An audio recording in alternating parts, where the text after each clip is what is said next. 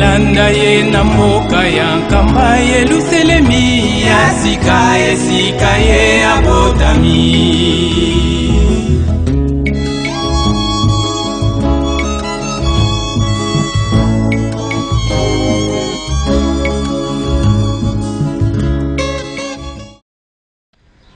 Balandi ya chaîne YouTube Peski Lukala, chaîne oyo tobengi vitrine ya paroisse Kimangisa Lukala, chaîne oyo ezali pona bino epi eza ya bino mbote.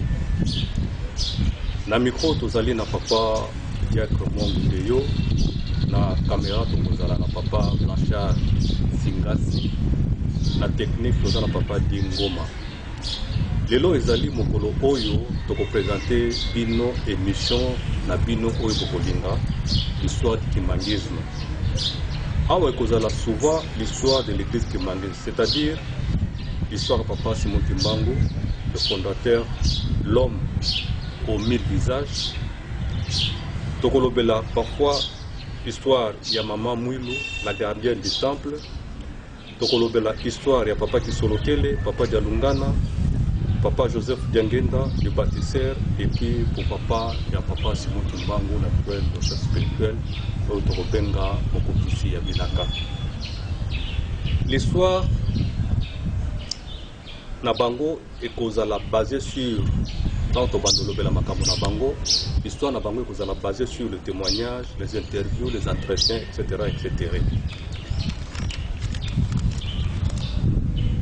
Pour Nalelo, émission na biso ya histoire du kimbangisme et kozala sur la face cachée de papa Kisolokele, premier fils de papa Simon Kimbangu. Pour côté décortiquer sujet na biso tokozala na kozala ngamo côté tokozala na ba invité na biso et tokotuna bango bako se présenter c'est mandé toko banda mission na biso. Merci bolandi malamu. Tenga na utai ko na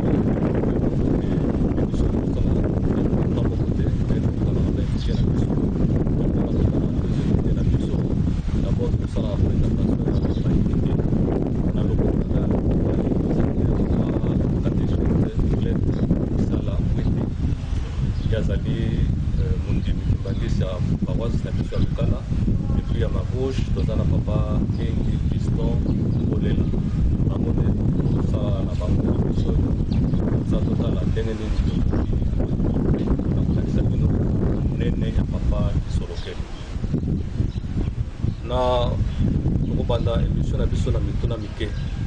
Question na ngai eza ya curiosité na ina tuna papa Kengi Fiston aïe sangai mokolo le 17 mars eza ko représenter nini pona bakimati. Papa journaliste Léo pona ko pesa biso maloba. En fait le 17 mars eza date moko historique na lingomba ya tata Simon Kimbangu. Non seulement ndenge bato ebele bakokanisaka eza kaka pona bafiltiste te. Le 17 mars, d'abord en 1921, ezali mokolo oyo nkolo Yesu na papa Kimbangu bazwaki rendez-vous pour basolola. Bayebi Yerusalemi soke na nkamba na mausolée. Esika kingwa mausolée ezali, okomona place wana batie plus signe ya croix. Et esika oyo nkolo Yesu na papa Simon Kimbangu basolola ka le 18 mars 1921. Le 17 bazwi rendez-vous. Et puis le 18 mars 1921, Basoloni. Ou en 1921.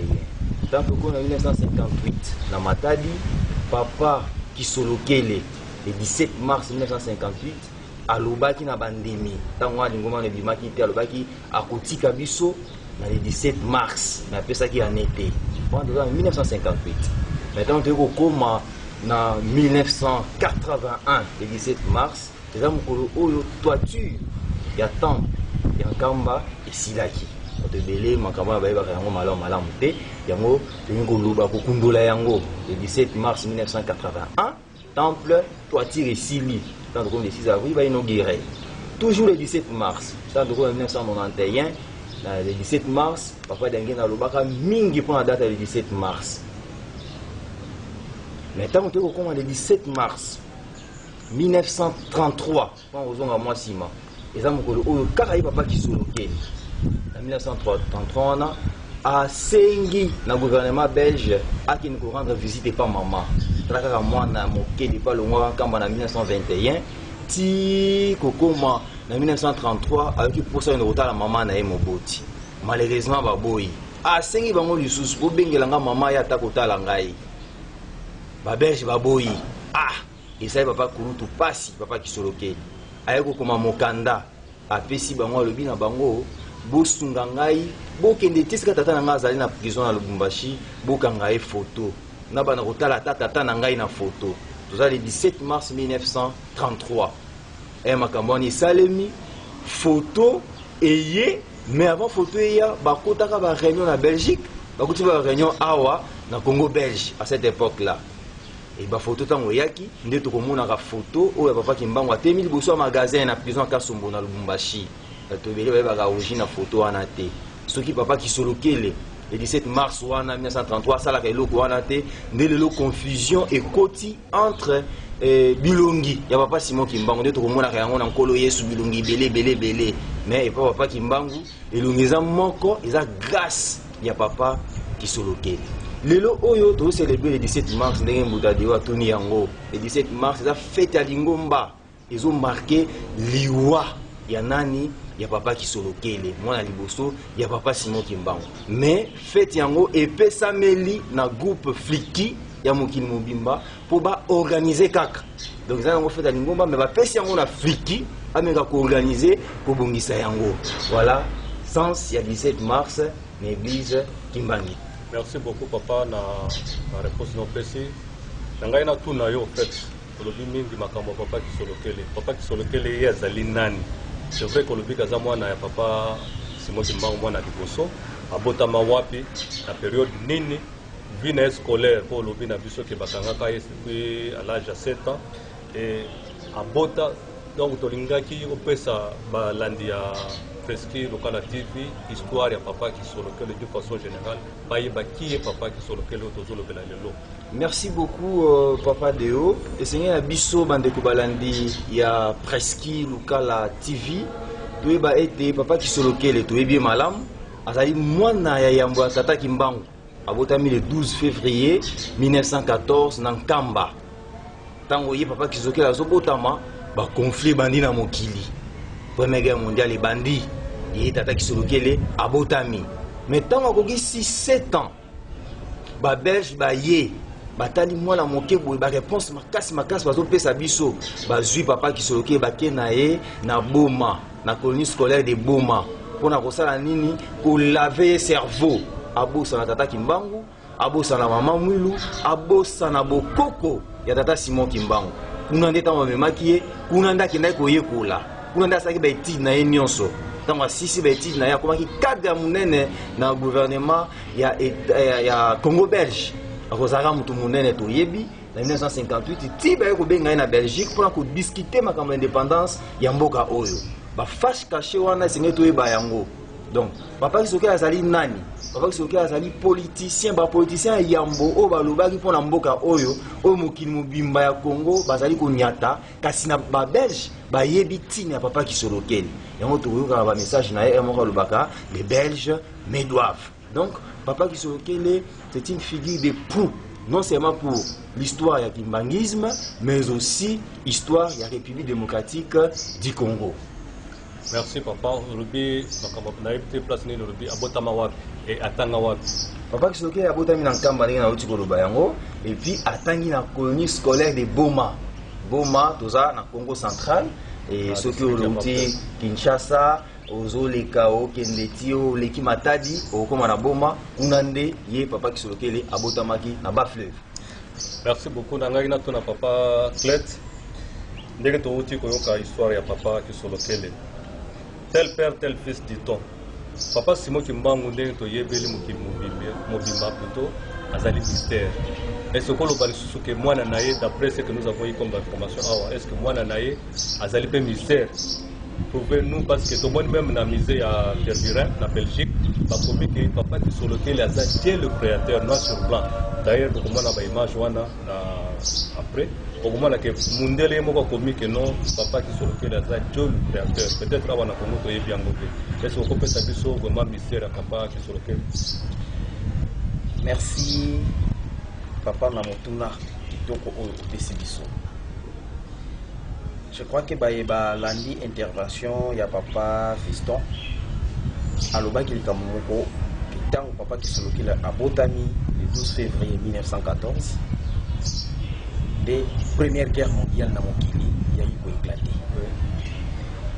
Nzoka Nzambe eloko ya liboso asalaka abomba maka na batu pe abomba maka makambo na ye mais ayaka ndeko révéler yango na batu kaka muke oyo bakoyebaka nini tolingi toloba wana.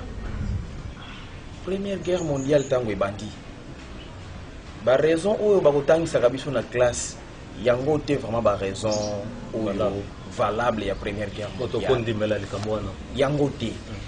Raison bazalaki kobundela ezalaki nini bayaki kosala étude bayaki ko comprendre ete mutu oyo akovanda na centre de la terre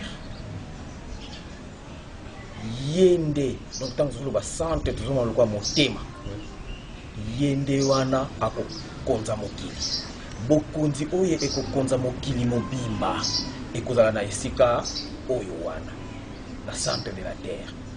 Même deuxième guerre mondiale au Toyoka Hitler makanisi na ezalaki atambusa mokili mobimba pour ça na ezalaki aluka le centre de la terre ezali esika nini akende kovanda wana po ye adomine mokili mobimba yango tomonaka papa Kisolokela botami wapi na Nkamba ezali na secteur nini Timanti voilà Ntima elakisi motema Nti elakisi mokili monde na France donc motema ya mokili esika wana ye ya kobota donc ba kombo parce que kombo epai na biso peuple Congo donc un peu papa alors toi Timasi parce que faut encore depuis ba téléspectateurs la biso ba Timasi ezali wapi parce que Timasi donc ndenge tokendaka Nkamba ezali mwa mboka ezali na kati ya secteur oyo babengi Timanti. Soki oza na Mbanzangungu ozwi nzela wana ya Loma okoti okei okoma na Nkamba ezalaka na secteur ya Timanti. Alors tina ya motema ezalaka nini papa omoni sens ya makambo mutu azali na motema biloko nyonso ezali ko respirer tolinga te eza na motema et même mutu soki atako alingi akufa me batalaka nini azopema nanu tango motema ezosala nanu seke mutu wana akazana te azala no vivant bakosala tout ba récupérer. Alors RDC oyo ozomona ezali centre ya mokili ezali centre pe ya Afrique mais mindele bayebaki yango te parce que Nzambe abombaki nanu makambo wana. D'ailleurs ce côté là ça va compléter muke ce côté là Congo la RDC est centre ya mokili pas seulement de l'Afrique mais il y a monde entier. Tout à fait. Donc eza penza bongo. Alors ce qui tokiti Matthieu 11 25 à 27 koloye solo bien tata na ngai na sepeli pamba te makambo oyo obombi ya kuna batu ya mayele oyo kopesa yango na batu pamba bayeba ntina ya makambo oyo bakundola ngo balakisa ngo na batu mayele na mokili biso tozana biso batu mayele te les sages et les intelligents du monde eza biso te les érudits du monde bazali mais makambo oyo epesa meli bango te. D'ailleurs ce kotali Nzambe nature na eza simplicité. Voilà. Et dengue proverbe 25 de lobi la gloire de Dieu c'est de cacher les choses. Ça va bon makambo. Alors ici quand il te dit quoi tata Kisolokela abotami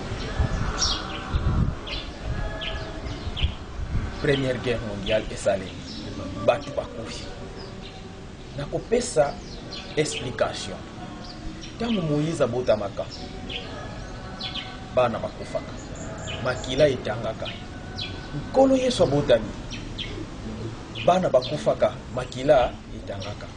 Pour comprendre quoi na isika wana na première explication c'est que tangu mutu ya lolenge mususu mutu ya likolo akokitaka awa na mokili Satan azalaka mutu liboso akoyeba tangu ayebaka mutu ya liboso alukaka par tous les moyens à détruire eloko wana po esalema te mais Nzambe na mayele na ye ayebaka kobatela ba oyo ya ye Moïse bakokaka koboma ye te Nkolo Yesu mpe bakokaka koboma ye te Comme tata qui solokele pe Première Guerre mondiale esalemi nango me ye abombami na ye na zamba ya nkamba premier fils esprit ya tata kimba sikoyo toye na esika oyo tolingi tolobela vraiment mama ya likambo ba témoin de Jéhovah eza biso te bango eza lisanga oyo ba étudiaka Bible tango ba étudier Bible ba ekoloba nini na l'an 606 avant notre ère nde tango wana mokonzi azalaki korégner sur Israël c'est le roi Sélékias mais ba Sélékias wana mpe ndenge tokolobaka babongola bakombo ezalaki Sidi Kiao donc ndenge balobaka na iko Sidi Kiao donc bokonzi na ngai tikala nango Sélékias Sidi Kiao yende mutu azalaki korégner sur Israël mais lokola asalaki makambo mabe oyo esepelisaka Nzambe te Nzambe alobi voilà le roi de Babylone fondra sur vous akomema bino kinkole ya mibale oyo totangaka bana Israël bakendaka kinkole na Babylone tango bakei kuna nde temps fixé des nations ebandaki na tango wana oyo babengaka le temps fixé des nations le temps des nations ebandaki kotangama na tango wana sikoyo humanité donc biso esengelaki to passer 7 temps des nations oyo ba théologien babengi 7 dispensations ce qui ont multiplié en 360 7 fois 360 aujourd'hui 2520 to Yesu na Apocalypse pona kotalisa kaka monene ya papa ki na Apocalypse 1 et 11 Apocalypse 11 chapitre 2 kuna balobini Yerusalemi bakosakanela yango batu bakoyeba lisusu bonzambe te et mabe wana nyonso ekosala 42 mois ndenge Apocalypse alobi 42 mois ce qui aussi 42 wana on multiplier par 30 jours parce que un mois dans la 30 jours oye kozwa 1260 tango zu 1260 nini elobami na Apocalypse kaka 11 ok na verset 10 balobi nini ba deux témoins ba témoins wana bazala ba témoins ya nkolo Yesu or dans la foi kimbangiste toyebi ete tata dia lungana ye wana nde nkolo Yesu et les deux témoins ezali nani papa kisolokele na papa dia ngenda balobi tango bakoteya mokili pendant 1260 jours bakozonga or 1260 pour chacun d'eux ceux qui ont multiplié par 2 épésio 2520 voilà ndenge nzambe ndenge na lobi la gloire de Dieu c'est de cacher les choses 2520 tokozonga la 2520 voilà mais eloko moko na linga bimisa na les deux témoins Bible lobi tangu bakotika mokili balongoli nzoto mokili ekosala fete batu bakosepela na linga tuna motuna est-ce que na mokili oyo ezali na basali na Nzambe oyo bazaki tangu bakufi mokili esepeli tomonaki yango kaka na tango ya papa Bulutu na papa ya ngenda surtout papa ya ngenda voilà surtout papa ya ngenda wana nde maki peza polele et Bible lobi yango que les deux témoins wana pourquoi batu bakosepela pamba te mokili koloba batu batungisi biso mingi et c'est dit dans la Bible que batu batungisi biso mingi awa bakufi tika to sala nini to sepela makambo wana esalemaki na mokili na biso batu bamelaki masanga balalaki na babar mpona nini les deux témoins basali nini bakei sikoyo batémoin de Jéhovah balobi banda ntango wana bana Israël baokemi na Babylone ekoleka 2520 ans tina l'an 2520 ya ère na biso nde bokonzi ya tata Nzambe kosala nini ekokita donc 2520 ans soki ozwi 2520 olongoli na 607 wana okozwa 1913 et 1913 nde na 1914 voilà baye kolobake na 1914 nde bokonzi ya nzambe ekiti na mokili nzoka tata kisolokele ntango abotami papa Simon Kimbangu apeshi ekombo niani kisolokele nini wana kisolokele na kikongo me na lingala to na français balobi oyo ebungi emonani. D'ailleurs papa batante oyo azalaki représentant ya ville sainte aloba na biso kombo na ye ezalaki kisolokele kiyisosanga lukelo.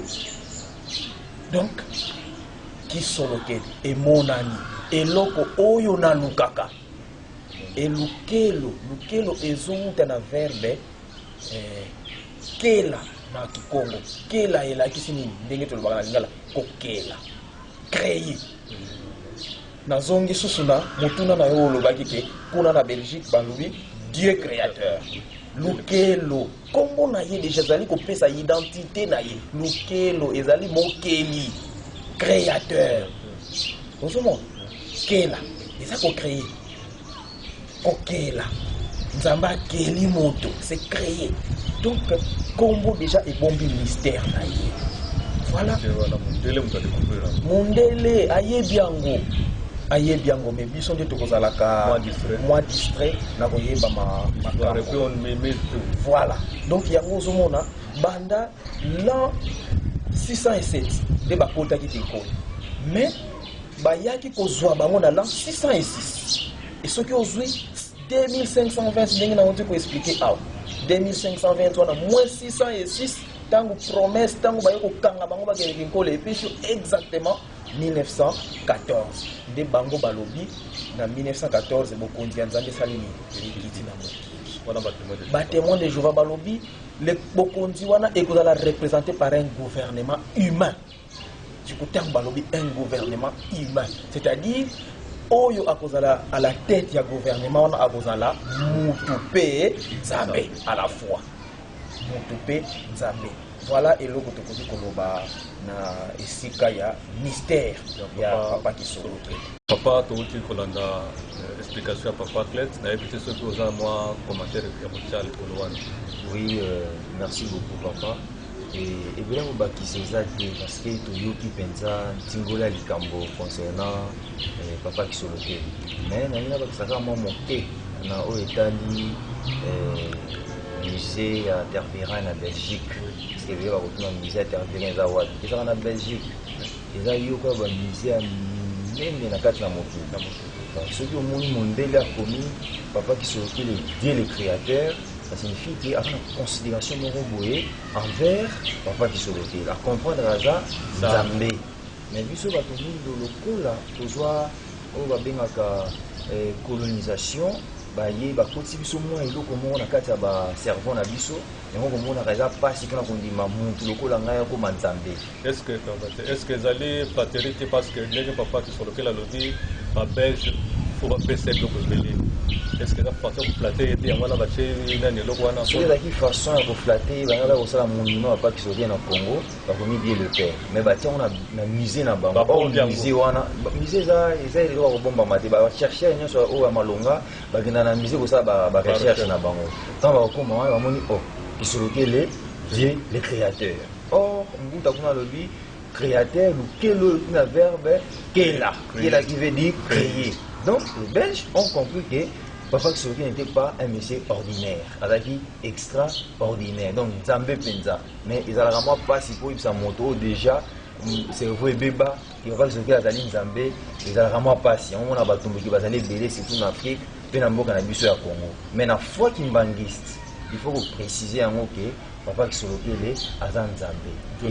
Dieu le Père. Bon Nzambe et c'est démontré à côté, mais va vivre à yango. Vous savez, il faut papa Kisolokele Nzambe boye na boye te ba vivre yango yango ba mindelo na ba vivre bon Nzambe na ye biso mpenza na kati ya église kimbangi toyebi bonzambe papa kisolokeli yango toza koyosa bandeko balandi bazala fiere ya kozala bakimbangiste surtout mpona le 17 mars oyo epesameli na bahéritier balakisa monene mpe babongisa fête oyo ya 17 mars.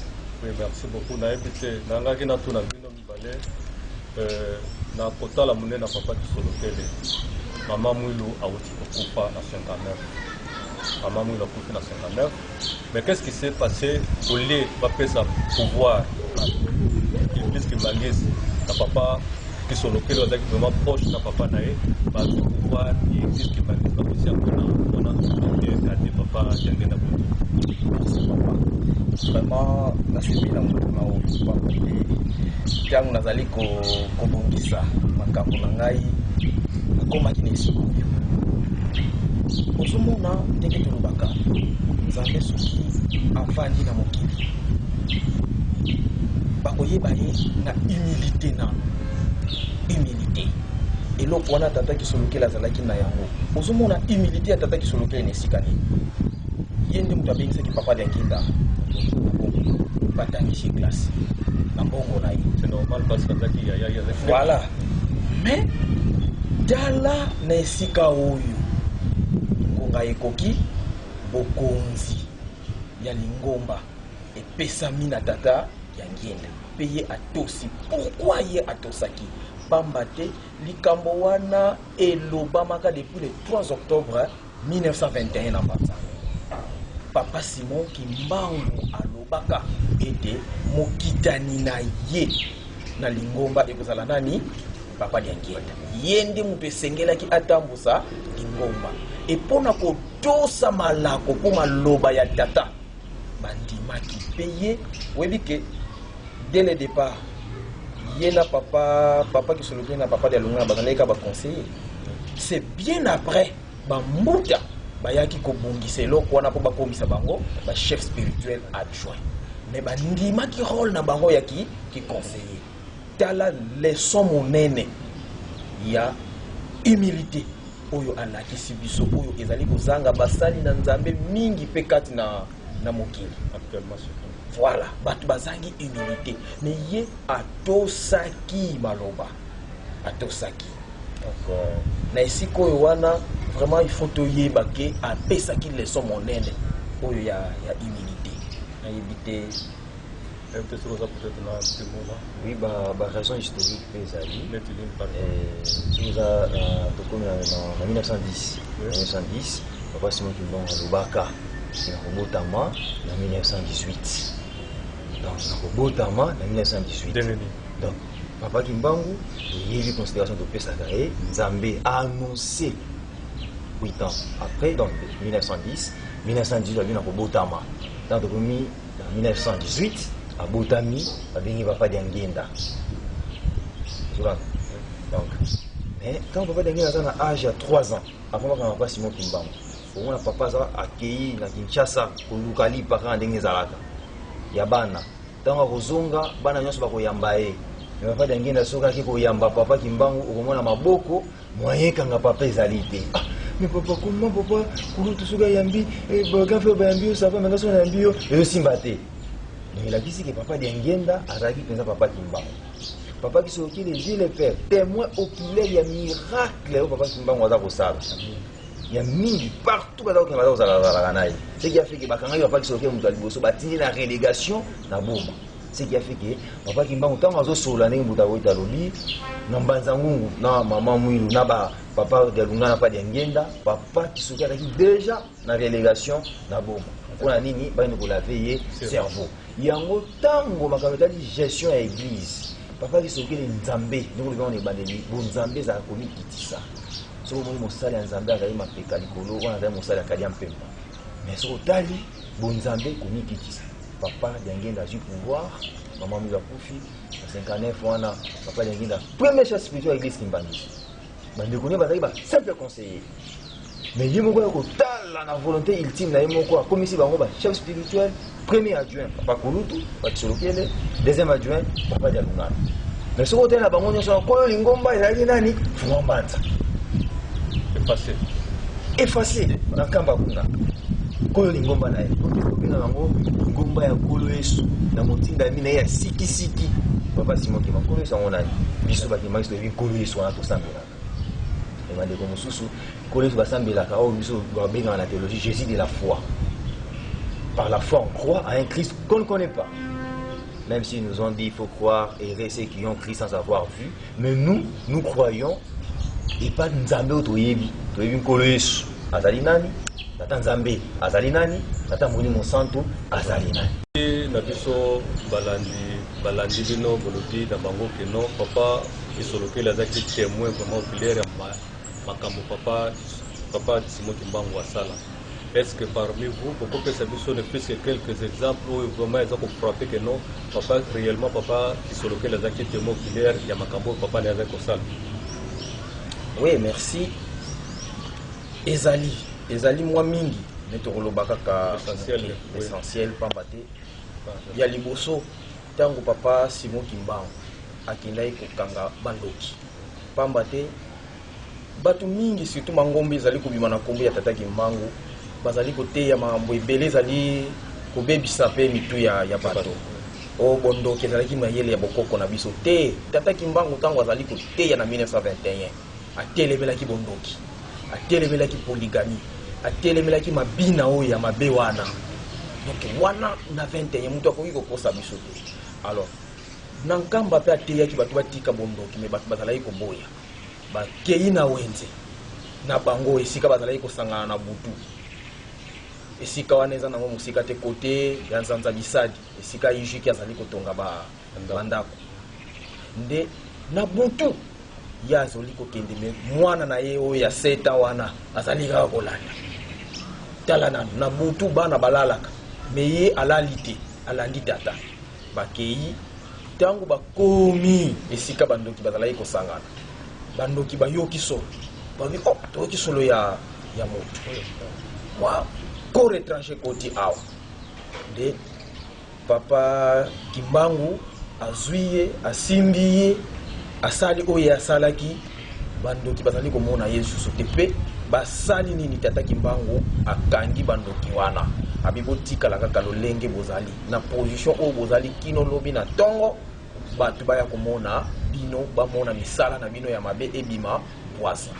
Effectivement na tongo batu ya mboka bakendeki kokuta batu wana yankamba ezaki na kimiala te na kimiala esika bandoki bakangama ezaki na kimiala ne batu ya mboka nkamba nde bakendeki mpo bakende komona esika bandeko na bango oyo bazalaki na mayele mabe bazalaki kosangana pe esika tata Kimbangu atikalaki kokanga bango pona kotika bango na position wana babima polele na misala na bango oyo ya mabe.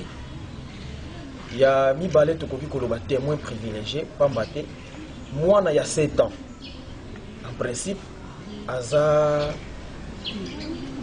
mwana muke bakoki kosambisa ye te tala nano entorse ya justice bazali kosambisa mwana muke incapable de babenga bango ba incapable na bayi basali droit bakoyebisa bango ke mwana wana azali incapable bakoki kosambisa ye te mais bakei kosambisa ye violation ya droit de l'enfant wana ya mibale bazali kosambisa ye na tribunal civil te mais militaire conseil de guerre ezalaki kobenga mana tango wana et bakangaki na eloko nini na témoignage pamba te aboyaki koloba lokuta ya lobi nini dérosi atuni ye est-ce que yo oza vraiment sûr que tata na yo asekisaki bibembe alobi oui ngai na monaki est-ce que yo yebi kosala la différence entre mutu o azali kolala na mowei ya lobi oui na yebi kosala la différence ba oyo bayaki wana na nkamba balaki ba wei pe tata na ngai asekisaki bango eloko wana epesaki dérosi kanda parce que alingaki papa Kisolokele a craché sur ministère ya tata na ye aboyaki ba miracle ya tata na ye ezalaki ya lokuta mais ye apesaki témoignage oyo ezali ya solo nde bakangaki ye etango bakangi ye babelge batikali kozwa mokano ya koréhabilite ye te oyebi yango baréhabilite ye te donc ndenge bakanga tata Kisolokele ti lelo bakanga ye yango tata Kisolokele azali koloba babelge baza na niongo na ngai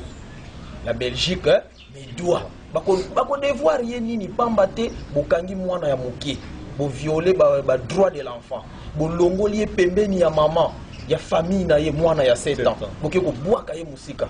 Ça c'est un. Ya mibale bo sambisi na conseil de guerre tribunal militaire pour asala kinini. Voilà un peu ce que tu connais ko le bagaza témoin privilégié ya misala pe ya ministère ya tata na ye eza na makambo wana oyo to meki koloba. Là, peut-être papa, peut-être on va là et donc on va passer le colo ya oyo papa nous. Oui, il doit vous baptiser vos angatés.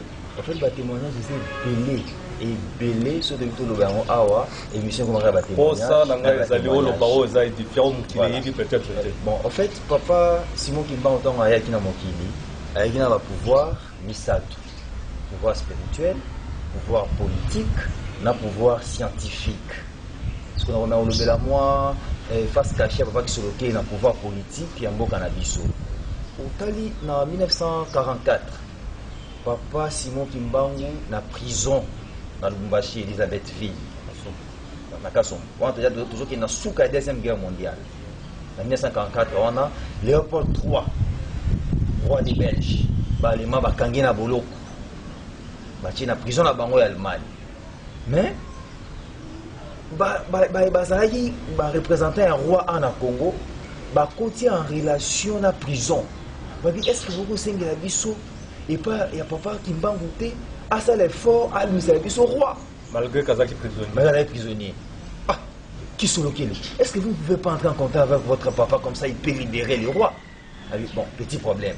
Papa qui sont locaux, dès qu'il était parce qu'il n'y avait pas de téléphone à l'époque.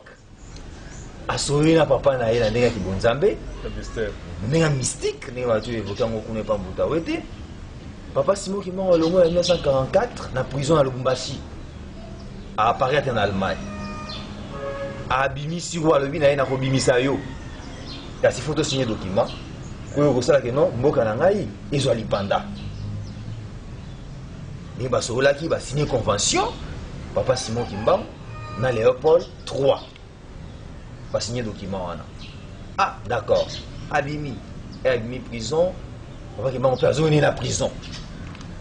Mais que le poussani, tout comme en 1960, dans le mois de janvier, dans le 58, les Congolais va kendaki. Dans le poto, il fallait que la vote, il y a voter représentant les noirs dans la RDC. Maintenant, il y a papa qui s'est démarqué qui n'atteste. Ce qui a fait que on va placer confiance c'est pas naïf. Mais avant que le poto maman me dit naïf moi nangai avant que na poto yakana elu selem en kamba to me la kosolo la nan to harmoniser makambo maman me dit naïf que ndeko ebisa roi des Belges rappeler makambo tata na ye basola ki na tata na yo tata na ye nani Léopold III wana roi nani roi Baudouin papa qui se dans commis si ici la maman a qui na photo comment ça comment la photo oh Daniel comment vous reconnaître Daniel nous avons appris que vous aviez réussi avec brio au test. Ah papa c'est que bon il ne voulait pas trop ces histoires là mais avec Solanae n'a ko rappeler yo makambu papa na yo basolaki na papa oyangai donc papa Simon Kimbangu na Léopold III exemplaire yango papa de papa qui se lokele na bom moi na muke 7 moi muke 7 ans en 1944 comme derrière mon mukolo papa Simon Kimbangu à Lubumbashi na prison makambo c'est en Allemagne mais papa qui se lokele na Mukanda makambo prison en Allemagne maintenant on va libérer en Allemagne en Belgique voilà ma soeur dans la Belgique papa qui se lokele na exemplaire il y a convention on a signé entre le roi Léopold III na papa Simon Kimbangu. Alors, oh non, j'ai ça dans mon tiroir. Abeli tiroir, Atali. Ah oui, c'est vrai. Et dans peu de temps, il dit à maman, beaucoup d'indépendance dans Bino. En 1958. Tout comme en 1960.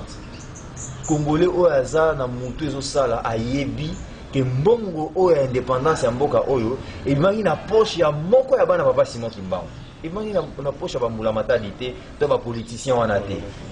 Maintenant, comme on a la table ronde avant de discuter, bon, on va vous donner l'indépendance jeudi, le 30 juin 1960, mais il faut vous foutre un bon hôtel.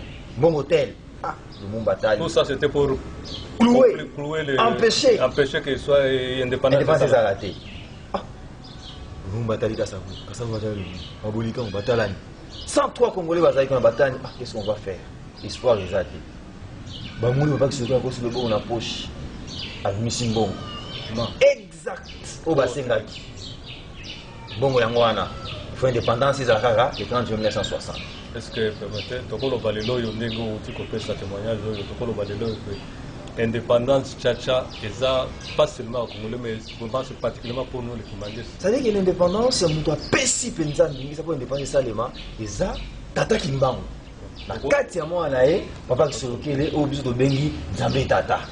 Na komiki tsanyonso to kozwa lipanda. Kasi ota lelo oyo tellement que to bala na biso franc-maçonnerie, Illuminati, babondoki papa Kimbangu pekisa na 21, donc ça qui pesa biso mwana lendo tozo bube esika mama likambo ezali. Yango komona mboka na biso ya Congo, pasi na pasi. Soki to yibila tata Kimbangu te mutadeo bande ko balandi, pasi. Koyeba tata Kimbangu zate koyeba ina mbebo. Azali Nzambe non, mais ko reconnaître yé. D'ailleurs, ce qu'on a dit, le témoignage va combler belé, le lot de Kaka Valobanini, Kimbangu Mabele et Melaye. Or, ce que vous avez bien logiquement parlant, peut-être dans votre témoignage, que non. Moi, je peux dire aujourd'hui que non, Kimbangu Mabele et Bouyaye. En fait, pourquoi Kimbangu Mabele Melaye était so, il m'a dit que Mabele Melaye, baza va dongolo miso, baza va justifier, moi bité, l'on a bango, ça va faire ça, la prédication à bango pour qu'on mbongo.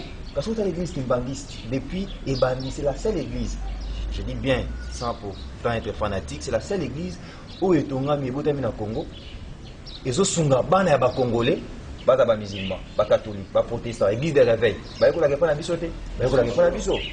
Si vous avez sous Congolais, ils ont soins de santé. Plutôt bisoté. Donc l'église Kimbanguiste a participé du point de vue social à Sungambo Kanabiso et à Congo. Donc ce que vous avez dit, Nzambe, il y a ce que vous Nzambe, il y a papa qui se locale, ils ont c'est vivre. C'est pas question à démontrer en gros. Donc il faut que Congolais bâtissent na mutu na bango, il faut toyeba monene ya tata Kimbangu na banvoila wana. Surtout toyeba bango te na monoko boye pas si kaka, mais surtout reconnaître bango place wana nde mboka na biso eko tele liboso. Namoni tokomi presque na suka minute bapesa biso ekoki na éviter ceux qui va inviter na ngai baza na moya suka bakopesa téléspectateurs na. Merci papa Deo. Makambo ya papa Kisolokele eza monene eza ebele oyo topesi eza kaka moke une goutte d'eau pamba te na émission ya moke boye tokoki koloba mayeye asalaki na mokili te ndenge tolobi soki tozokoma na conclusion wana nkolo Yesu tozonga moke kaka nsima po toconclure nkolo Yesu ntango azalaki na mokili même bayekoli oyo bazalaki nzinga na ye bazalaki koyeba vraie nature na ye te atunaki bango qui suis-je au dire des hommes bazalaki kopatapata. Mais seul Pierre ndayi kolobake yo penza ozali mwana na Nzambe masiya oyo biso tokozelaka nde kolo Yesu alobaki ya solo makambo wana olobi ewuti epai na yo te mezali tata na ngai moto apesi yo biso pe bakimbangiste eza révélation, c'est-à-dire tovandi na tata Kisolokele tomoni pe to vivre bon Nzambe na ye. C'est la raison pour laquelle lelo tozosala témoignage pe déclaration oyo. Donc ezate que pour tovandi eza esengo te tozo la déclaration parce que to vivre bon Nzambe et il s'est révélé à nous. Ndenge tata Kimbangu a se révélé pa ina biso, ndenge tata Kisolokele alakisi bon Nzambe na ye pa ina biso pamba te kati na ye tomoni omniprésence, kati na ye tomoni omnipotence, kati na ye tomoni omniscience.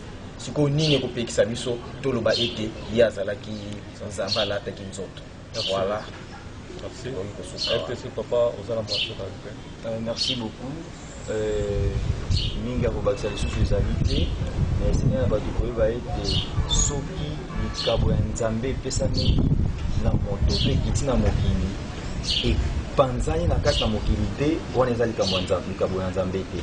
Mais soki otali tata Kimbangu baetiki nini asalaki bana na ye baetiki nini ya malonga bakoma docteur en théologie basalaki te mais likambo tata Kimbangu epanzani na Afrique na Amérique na bakontinent nyonso mpona nini bosolo ezali na kati soki lokuta ezali na kati ndenge ake prospérer te yango komona ti lelo nzete oyo eza na manga ya kotela nde bato babwakaka mabanga biso toyebi te biso tozali nzete toza na manga ya kotela manga wana kotela nini mabanga euta de gauche à droite mais biso balandi ya Presqu'île Lukala topersévérer tolanda pamba te tozali na nzambe alata nzoto ya moto aye kofanda kati na biso nkolo yesu na ntango ya bayuda bandimaki ete ti lelo le nom de Christ ne fait pas l'unanimité dans le monde mais eza na bato bazondimela nkolo yesu azali nzambe eza na bato bazolaki non azali ne simple prophète il en est de même batimbangisi toza biso bato maboma te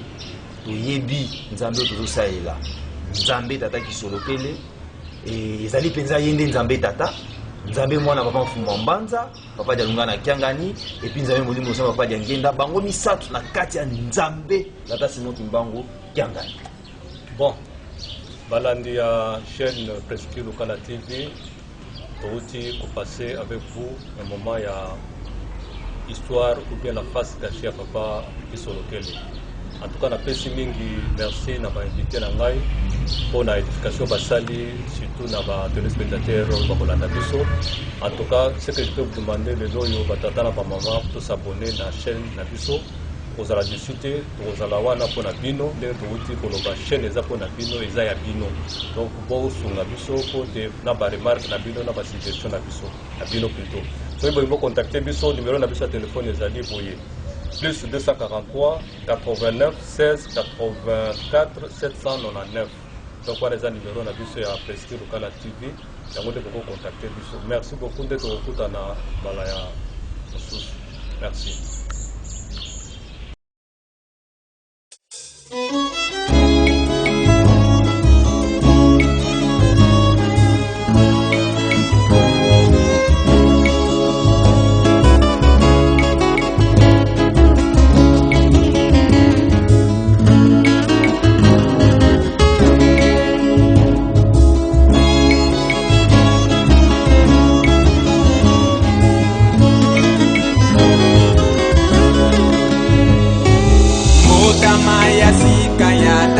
Kisolokele abotama kipona kimia ezala na mokili tolanda ye na mboka ya nkamba Yelusalemi ya sika esika ye abotami